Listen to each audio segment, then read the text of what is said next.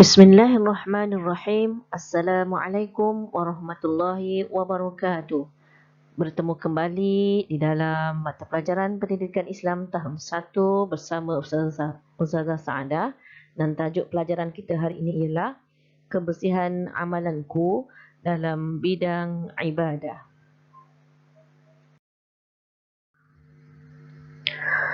Apa khabar murid-murid semua? Ustazah harap semua berada di dalam keadaan sihat dan dilindungi oleh Allah. Sudah bersedia dengan buku teks dan buku aktiviti? Jika sudah bersedia, mari kita mulakan. Pada hari ini kita akan menyambung tajuk pelajaran kebersihan amalanku dalam tajuk kecilnya cara beristinja. Ada 3 cara beristinja yang akan kita pelajari pada hari ini.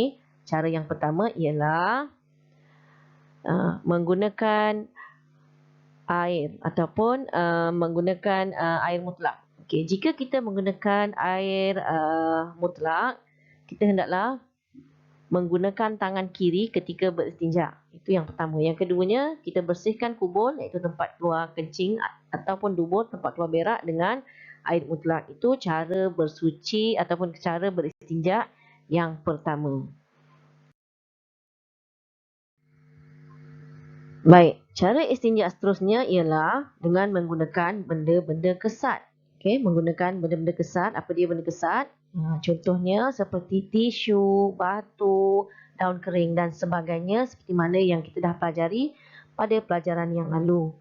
Okey, jadi caranya sapu kubur dan dubur 3 kali sapuan dengan menggunakan benda-benda kesat yang bersih dan kering pada setiap sapuan. Maksudnya, jika kita hendak beristinja dengan benda kesat, contoh seperti tisu, kita perlu menyediakan sekurang-kurangnya 3 helai tisu.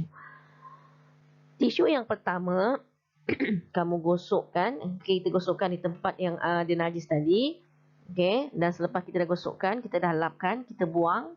Dan jika masih ada najis, kita gunakan tisu yang kedua, begitu juga dengan tisu yang ketiga, sehinggalah najis tadi hilang. Baik, cara yang ketiga ialah jika kita menggunakan benda kesat dan air. Jadi bila kita gunakan benda kesat dan air, jadi kita kena gunakan benda kesat terlebih dahulu, barulah diikuti dengan air. Maknanya kita kena bersihkan najis kita dengan tisu ataupun daun kering tadi, sehinggalah bersih, sehingga rasa dah tak ada. Selepas tu barulah basuh dengan air dan sabun. Baik, untuk seterusnya kita akan lihat kelebihan beristinja. Apa kita dapat bila kita mengamalkan ataupun melakukan istinja? Yang pertama, ibadat solat diterima. Jadi seperti mana yang kita telah pelajari pada tajuk yang lepas, kebersihan adalah satu perkara yang penting dan Allah sangat mementingkan kebersihan. Allah suka pada orang yang bersih. Jadi bila kita bersih, barulah ibadat kita diterima. Seterusnya yang kedua, kesihatan terpelihara. Bila kita bersih, maka kita bebas daripada kuman dan kita tidak akan jatuh sakit. Dan kelebihan yang keempat, terhindar dari penyakit. Bila tak ada kuman melekat pada badan kita, tak ada virus masuk dalam badan kita, jadi kita pun tak ada penyakit. Jadi kita akan sentiasa sihat. Dan akhir sekali, dikasihi oleh Allah Subhanahu Wa Taala. Baik murid-murid, sebagai tugasan hari ini, sila buka buku aktiviti pendidikan Islam, muka surat 104. Aktiviti hari ini ialah nomborkan mengikut urutan cara istinja. Tadi Ustazah dah terangkan ada 3 cara istinja. Kita tengok gambar yang pertama iaitu menggunakan air. Menggunakan air saja, tak digunakan kesat. Jadi kita baca pernyataan yang pertama. Pernyataan yang pertama, bersihkan najis dengan air mutlak menggunakan tangan kiri. Pernyataan yang kedua, mencedok air dari kolah. Yang mana kita buat dulu? Kita cedok air dulu atau kita bersihkan najis dulu? Sudah pastilah kita kena cedok air dulu kan? Cedok air dulu. Jadi tulis nombor 1. Barulah kita bersihkan najis dengan menggunakan air tadi basuh. Itu untuk gambar yang pertama. Gambar yang kedua, beristinja dengan menggunakan benda-benda kesat. Contoh yang dibagi kat gambar ni ialah tisu. Baik, kita baca pernyataan yang pertama. Mengulangi sapuan sebanyak 3 kali. Setiap sapuan menggunakan tisu yang baharu. Maknanya tisu yang berbeza. Okey, kenyataan yang kedua, menyapu kubul atau dubur dengan tisu yang bersih dan kering menggunakan tangan kiri. Mana kita buat dulu? Betul. Kita kena cuci dulu najis kita, okey? Barulah kita ulang balik kalau tak bersih. Okey, Ustazah tunjukkan ya jawapan.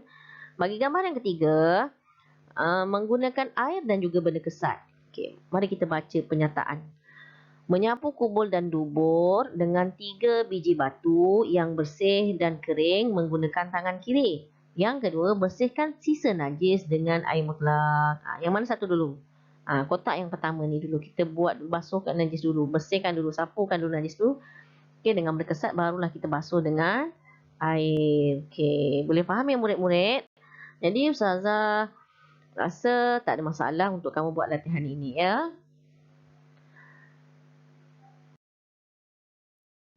Baik, itu saja pembelajaran kita pada hari ini. InsyaAllah kita akan jumpa lagi pada pelajaran yang akan datang. Terima kasih kerana bersama Ustazah. Assalamualaikum.